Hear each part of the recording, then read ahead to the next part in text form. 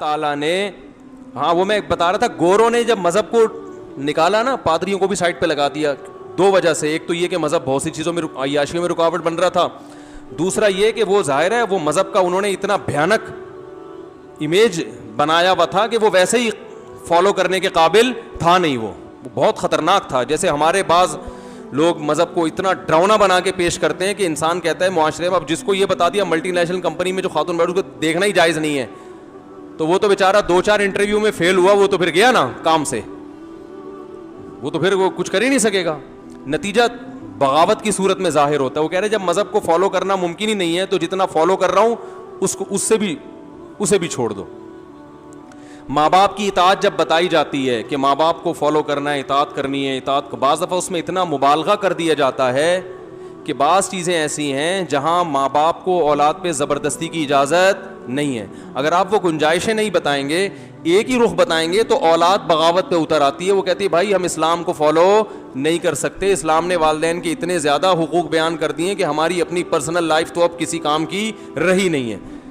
تو پورا علم بعض دفعہ نہیں ہوتا, ایک پہلو دکھایا جاتا ہے, دوسرا نہیں دکھایا جاتا. ہم جیسے ناقص علم والے لوگ, تو اس کا نقصان یہ نکلتا ہے کہ مذہب سے پھر انسان بغاوت پہ اترتا ہے. تو یہی ہوا, یہودیت اور عیسائیت کا جو منظر پادریوں نے پیش کیا, جو اصل عیسائیت نہیں تھی, اس کی وجہ سے بھی جو لبرلز تھے وہ مذہب سے باغی ہونا شروع. اب جب مذہب کو انہوں نے نکالا ہے تو مینرز کہاں چلے گئے بھائی؟ اب تو بولنا پڑے گا نا تیل لینے. اب وہ آخرت کا خوف کہ میں فیکٹری میں ملازم کیا میں کام پورا کروں, تنخواہ تو پوری لے رہا ہوں, کام بھی ذمہ داری سے پوری کروں, تو اس نے وہ کام پورا کرنا چھوڑ دیا. اس نے کہا یہ جو فیکٹری کا مالک ہے نا, اس کمبخت نے مجھے اپنے فائدے کے لیے رکھا ہوا ہے, تو جہاں مجھے اپنا فائدہ ملے گا میں اپنا فائدہ اٹھاؤں گا, جہاں اس کو اپنا فائدہ ہوگا. یہ کوئی زکوٰۃ خانہ نہیں ہے, صحیح ہے نا, یہ کوئی خیراتی ادارہ نہیں ہے, یہ اپنے فائدے کے لیے رکھا ہے اس نے مجھے. تو چوریاں اور کرپشن اور جھوٹ یہ چیزیں جب شروع ہوئیں تو پھر انہوں نے اس پہ ورک شاپس کروانا شروع کی. مینرز بھی کوئی چیز ہوتی ہے, دیانتداری سے کام کرنا چاہیے, یہ کرنا چاہیے, اس سے یہ ہوتا ہے, اس وغیرہ وغیرہ وغیرہ. لیکن چونکہ اس کے پیچھے آخرت نہیں تھی, اس کے پیچھے فیکٹری کے مالک کے اپنے مفاد تھے کہ میری فیکٹری ترقی کرے. مجھے ایک دفعہ ایک صاحب لے گئے کہ اپنی فیکٹری میں میرا بیان کروایا کہ ان سے بولیں تمیز سے کام کیا کرے نا, اس کے بڑے قیامت کے دن ثواب ملے گا اس پہ. تو میں نے بیان کیا بھائی دیکھو ذمہ داری سے اپنی مزدوری پوری کیا کرو, یہ کیا کرو, بہت ثواب ملے گا, اور باس کی بھی ذمہ داری ہے کہ وہ تنخواہیں ٹائم پہ دے دیا کرے. آئی بات سمجھ میں؟ اور کچھ غریبی بھی کبھی کبھار بولو نا دے دیا کرے. تو وہ اس طرح پہ پھر لوگ کہتے ہیں یہ کیا ہو رہا ہے یہ تو مسئلہ کیا ہو رہا ہے. اچھا وہ کہہ رہے تھے ان کو کہیں کچھ خود سے بھی کر دیا کریں بغیر تنخواہ کے, یعنی فیکٹری کو ترقی دینے کی دل و جان سے کوشش کریں, دل و جان سے. تو میں نے کہا یہ دل و جان سے کوشش کیوں کریں گے؟ ثواب کے لیے نا, اللہ راضی ہوگا نا تبھی تو کوئی کوشش کرے گا. یار باس کا حق تو نہیں ہے لیکن میں اچھا اس کو اور ترقی کرے, میں ایک اچھا ملازم ثابت ہوں گا, قیامت میں اجر ملے گا. تو میں نے کہا اجر جب اس کو ملے گا تو آپ ان کی سیلری بڑھا دیں گے تو آپ کو بھی بہت زیادہ اجر بولو بھائی ملے گا. تو ہوا یہ گوروں میں کہ انہوں نے کیا کیا, یہ مینرز ٹوپی ڈرامے چلا کے نا کچھ ایسے ورڈ اور ورک شاپیں شروع کروا دیں, صرف اس لیے کہ ہماری فیکٹری کیا کرے گی, ترقی کرے گی, کمپنی مضبوط ہوگی. اپنا معاملہ ان کا ویسے کا ویسے ہی رہا. اب مثال کے طور پر دنیا میں جتنی بڑی طاقتیں ہیں, مینرز اخلاقیات بہت بولتے ہیں نا یہ لوگ, اپنے اخلاق کا عالم دیکھو. عراق کا بیڑا غرق کیا کہ نہیں کیا؟ یہ اخلاق ہیں صرف تیل حاصل کرنے کے لیے. عراق کے تیل کے کنووں پہ قبضہ کرنے کے لیے ان بڑی طاقتوں کے مینرز کہاں چلے گئے؟ تیل لینے. صحیح ہے نا, کیونکہ یہ جو قوم کو مینر سکھائے جا رہے ہیں یہ اس لیے کہ ملک ترقی کرے, لہذا جہاں اچھے مینرز کی وجہ سے ملک ترقی کرے گا وہاں مینرز بہت اچھے, اور جہاں کرپشن کی وجہ سے ملک ترقی کرے گا تو مینرز گئے تیل لینے. تو دنیا پہ دیکھو کیا حال بنایا ہوا ہے دنیا کا, ظلم اور بربریت کا میدان گرم ہے کہ نہیں ہے؟ پوری دنیا سے خون چوسا جا رہا ہے. کتنے بچے عراق میں ان کا حالت دیکھو, بیچاروں کو بھوکے مر رہے ہیں, کوئی پوچھنے والا ہے؟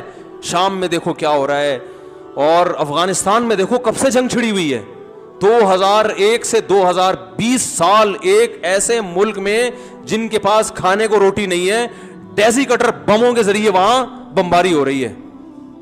تو مینرز ہیں یہ. تھینک یو کرنے سے کیا ہوتا ہے بھائی؟ ہر بات کے شروع میں تھینک یو، ہر بات کے آخر میں تھینک یو، کیونکہ یہ کیا ہے؟ مینرز ہیں. یہ کیسے مینرز ہیں یار کہ میں جب آپ سے بات کرتا ہوں تو اتنا اچھا اتنا میٹھا تھینک یو اور پلیز پلیز، کوئی بھی آرڈر دینے سے پہلے 3 دفعہ پلیز کا لفظ لگاؤں گا تاکہ آپ مجھے جلاد نہ سمجھیں. اور جب موقع ملتا ہے مجھے پیسوں کی ضرورت ہے تو بندوق رکھ کے آپ کا بٹوا نکالا میں نے، اور بٹوے سے پیسے نکال کے جیب میں رکھے اور تھینک یو کہہ کے آپ کو بٹوا واپس کر دیا. تو یہ کون سے مینرز ہے بھائی؟ تو جب مذہب نہیں ہوتا تو مینرز کا لیبل ہوتا ہے، حقیقت نہیں ہوتی. اب آپ دیکھو اٹلی پہ جب حالات آئے نا ابھی کورونا کی وجہ سے، بھائی ریکارڈ ہو رہا ہے، اٹلی پہ جب حالات آئے ہیں نا کورونا کی وجہ سے، تو اس طرح کی خبریں بھی آ رہی ہیں کہ اٹلی یہ کہہ رہا ہے کہ جیسے ہی ہمارے حالات ٹھیک ہوئے ہم یورپ سے الحاق ختم کر دیں گے. اس طرح کی خبریں آ رہی ہیں. کیوں؟